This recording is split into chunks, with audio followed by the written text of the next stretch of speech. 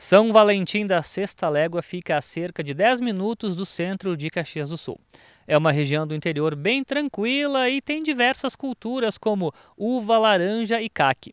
E foi em uma dessas plantações de caqui que o Ministério do Trabalho resgatou 4 trabalhadores indígenas em situação análoga à escravidão.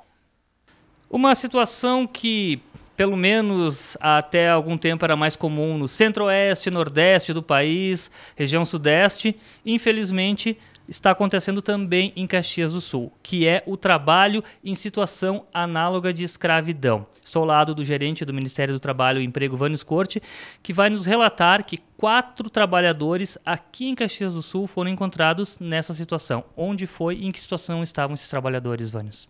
Foi bem próximo daqui, Márcio, né? Foi próximo do centro da cidade, em São Valentim da Sexta Légua, que não fica longe, é próximo, né? Numa plantação de caques, né, onde eles estavam trabalhando na colheita do caqui, né, e aí a gente recebeu a denúncia que eles estavam lá numa situação análoga de escravo pela degradância do trabalho, das condições de trabalho, né, porque eles estavam alojados, né, num lugar completamente irregular, sem higiene nenhuma, não tinha banheiro em funcionamento, né, não tinha roupa de cama, não tinha cama, né, os colchões eram jogados no chão.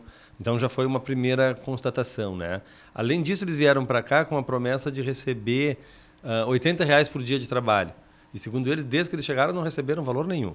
A única coisa que fornecia para ele era material de refeição, né, que eles tinham que preparar, e segundo eles, em quantidade insuficiente, né? Também não tinha um registro em carteira de trabalho, nenhuma formalização desse contrato.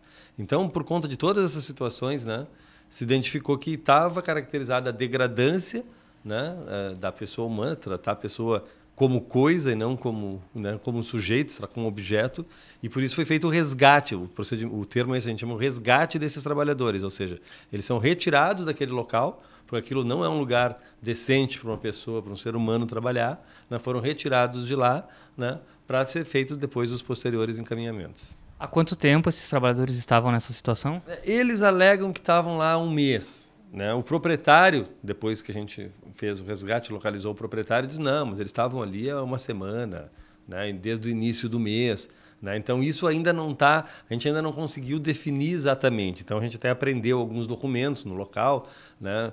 Agenda, onde tinha algumas anotações para tentar chegar numa data correta, né? Para a partir daí já fazer inclusive o cálculo dos valores que o empregador vai ter que pagar, etc. Mas existia uma controvérsia em relação a isso. Assim como eles também relatavam que eram ameaçados de morte, que se saíssem de lá ou que se denunciassem, né, teriam alguma consequência. Isso também a gente não conseguiu comprovar até o momento. Mas era uma situação que os 4 indígenas, todos eram indígenas que estavam lá, relatavam. Então, uma situação, como tu disse, Marcos, que a gente acha que não existe por aqui, né? Mas, infelizmente, está aqui próximo, infelizmente não é a primeira vez e, infelizmente, não vai ser a última vez que a gente vai encontrar esse tipo de situação aqui. O que pode acontecer com o proprietário da fazenda, com o, digamos assim, empregador? Tem várias consequências, né? A primeira consequência foi essa. Com o resgate, aí ele é notificado para regularizar a contratação desses trabalhadores. Então, ele tem que assinar a carteira de trabalho, né? Ele tem que fazer as rescisões do contrato de trabalho com os valores que vão ser calculados aqui por nós, né? E vai ter os autos de infração pelas irregularidades praticadas. Isso no âmbito administrativo.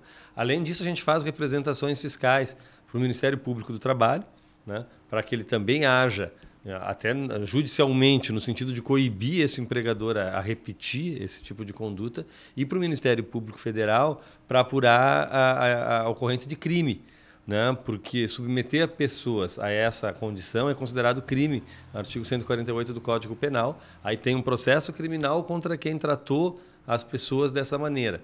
Então, o que foi feito até agora, Márcio, foi o início. Entendeu? A gente deu o start, né, na fiscalização com o resgate desses trabalhadores. E a partir de agora surgem as consequências, né, tanto em relação a eles, né, como em relação ao empregador que agiu dessa maneira. Foi uma denúncia em Caxias que se confirmou. Existem ou podem existir outras situações parecidas em outras propriedades aqui da cidade, da região? Já foram feitas esse ano várias outras denúncias nesse sentido. E a gente vai até o local. Às vezes é mais difícil de tu conseguir configurar, né? Porque tu chega no local, a situação não é tão ruim, né, tem alguns problemas, mas não chega a ponto de caracterizar trabalho escravo.